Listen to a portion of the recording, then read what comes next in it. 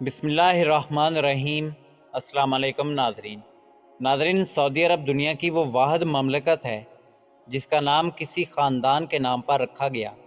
سعودی عرب پر فرمان روا خاندان آل سعود کا پس منظر کیا ہے؟ اس خاندان کے آباء و اجداد کون ہیں؟ اس خاندان کا تعلق کیا واقعی عرب کے مشہور خاندان عنزہ سے ہے جیسا کہ عام طور پر خیال کیا جاتا ہے؟ کیا آل سعود حقیقت میں عربی النسل ہیں یا کسی اور خاندان سے تعلق رکھتے ہیں؟ اور کیا ان کے آباء و اجداد مسلمان تھے یا ان کا تعلق کسی دوسرے مذہب سے تھا؟ ناظرین، ان تمام سوالات کے جوابات ہم آج کی ویڈیو میں آپ کو بتائیں گے اور آل سعود کی مکمل تاریخ پر روشنی ڈالیں گے۔ مگر ویڈیو میں آگے بڑھنے سے پہلے اگر آپ ہمارے چینل پر نئے ہیں تو برائے مہربانی ہمارا چینل دا مسلم گائیڈنس سبسکرائب کریں، جہاں آپ کو بالخصوص اسلامک ہسٹری اور بالعموم دنیا بھر کی منفرد معلومات پر مبنی ویڈیوز ملتی رہیں گی۔ ناظرین، سال 851 ہجری میں قبیلہ عنزہ کی ایک شاخ المسالیک سے تعلق رکھنے والے کچھ افراد نے ایک تجارتی کارواں تشکیل دیا جس کا مقصد عراق سے غذائی اجناس خرید کر انہیں نجد لانا تھا۔ اس قافلے کا سالار سامی بن مسلول تھا۔ جب اس قافلے کا گزر بصرہ کے بازار سے ہوا تو قافلے کے کچھ لوگوں نے اشیاء خرد و نوش خریدنے کے لیے بصرہ کے بازار کا رخ کیا، اور وہاں وہ ایک تاجر کے پاس پہنچے تو وہ تاجر یہودی تھا۔ ناظرین، اس تاجر کا نام مرتخائی بن ابراہیم بن موسیٰ تھا، اور خرید و فروخت کے دوران اس تاجر نے ان لوگوں سے پوچھا کہ تم لوگوں کا تعلق کہاں سے ہے؟ انہوں نے جواب دیا کہ ان کا تعلق عنزہ قبیلے کی ایک شاخ المسالیک سے ہے۔ یہ نام سنا تھا کہ یہودی کھڑا ہوا اور ان میں سے ہر فرد سے بڑے اتفاق کے ساتھ گلے ملا۔ اس نے بتایا کہ وہ خود اس قبیلے کی شاخ سے تعلق رکھتا ہے، مگر اپنے والد کے عنزہ قبیلے کے بعض افراد سے ایک خاندانی جھگڑے کی وجہ سے اس نے بصرہ میں آ کر رہائش اختیار کر لی۔ اس نے اپنے خادموں کو حکم دیا کہ قافلے والوں کے تمام اونٹوں پر گندم، کھجور اور چاول کی بوریاں لاد دی جائیں۔ یہودی تاجر کے اس رویے نے قافلے والوں کو حیران کر دیا۔ وہ انتہائی خوش ہوئے کہ عراق میں ان کے خاندان کا فرد مل گیا جو ان کے رزق کا وسیلہ ہے۔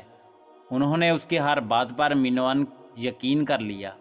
ناظرین، اگرچہ وہ تاجر یہودی تھا، مگر چونکہ المسالیک قبیلے کے لوگوں کو اناج کی شدید ضرورت تھی، لہذا انہوں نے اس کی مہمان نوازی کو اپنے لیے غنیمت جانا۔ جب قافلہ اپنا واپسی کا رخت سفر باندھ رہا تھا تو اس نے اہل قافلہ سے درخواست کی کہ وہ اگر اسے بھی اپنے ہمراہ لے چلیں تو یہ اس کے لیے بڑی خوش بختی ہوگی، کیونکہ اس کی عرصہ دراز سے خواہش ہے کہ وہ اپنے آباء و اجداد کے وطن کو دیکھے۔ اور یوں وہ یہودی تاجر قافلے کے ساتھ نجد پہنچا۔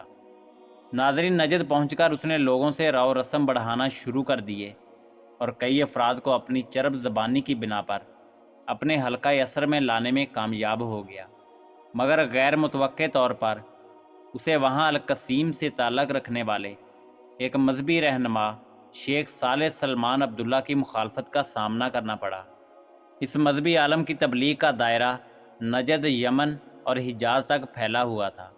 یہودی کو اسی شخص کی مخالفت کی وجہ سے مجبوراً یہ علاقہ چھوڑنا پڑا اور وہ القسیم سے الاحسا آ گیا۔ ناظرین، یہاں آ کر اس یہودی تاجر نے اپنا نام تبدیل کر دیا اور وہ مرتخائی سے مرخان بن ابراہیم موسیٰ بن گیا۔ پھر وہ یہاں سے القطیف کے قریب ایک علاقہ دریا میں قیام پذیر ہو گیا۔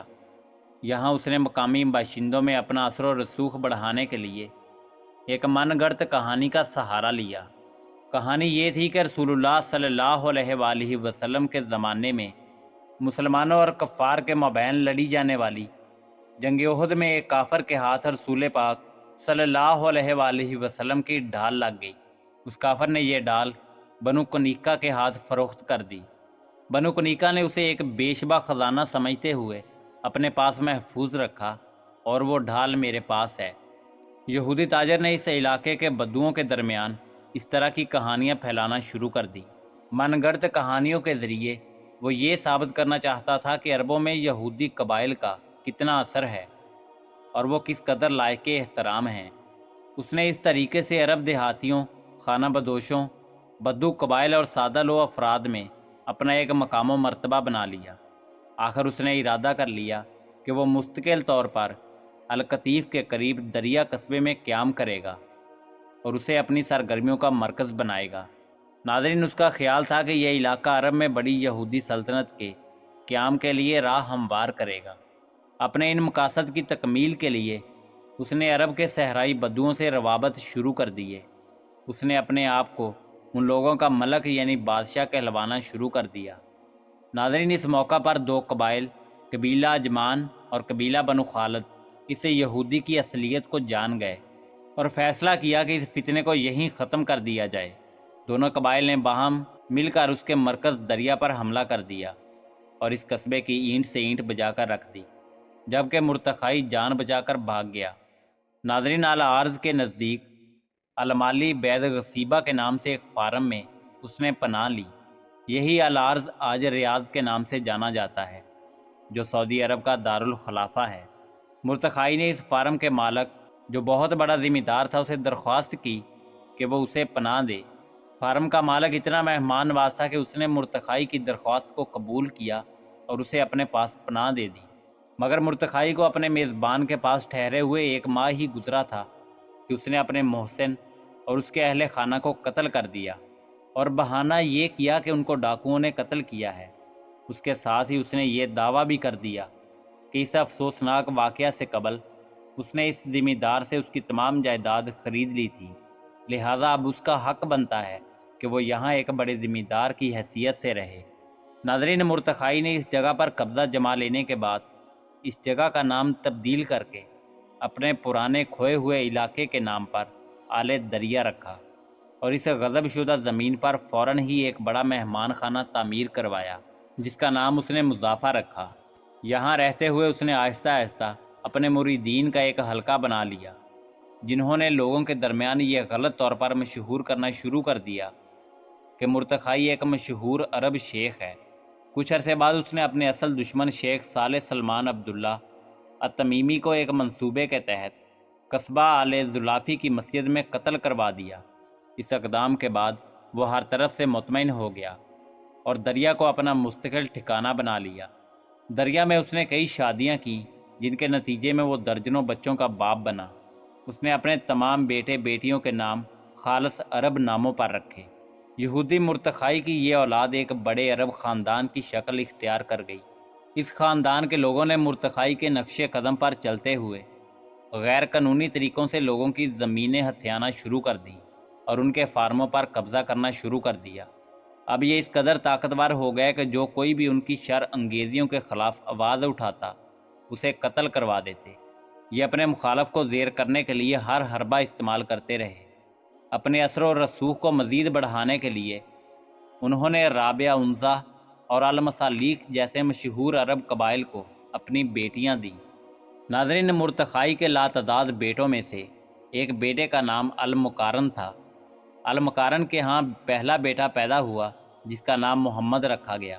محمد کے بعد المقارن کے ہاں اس کے دوسرے بیٹے نے جنم لیا جس کا نام سعود رکھا گیا۔ یہودی مرتخائی کے اسی بیٹے کی نسل بعد میں آل سعود کہلائی۔ ناظرین، تاریخ کا مطالعہ کیا جائے تو پتہ چلتا ہے کہ آغاز میں اس خاندان یعنی آل سعود نے مذہب کے نام پر کافی عرصہ قتل عام کا بازار گرم کیا، اور یہی خاندان کئی سالوں سے سعودی عرب پر برسر اقتدار ہے، اور انہوں نے حجاز مقدس کا نام تبدیل کر کے اپنے خاندان کے نام پر سعودی عرب رکھا۔ ناظرین، اسی امید کے ساتھ اجازت دیجیے کہ آپ کو ہماری ویڈیو پسند آئی ہوگی۔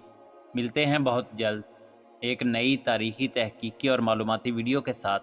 دیکھتے رہیے دا مسلم گائیڈنس۔ اللہ رب العزت آپ کا حامی و ناصر ہو۔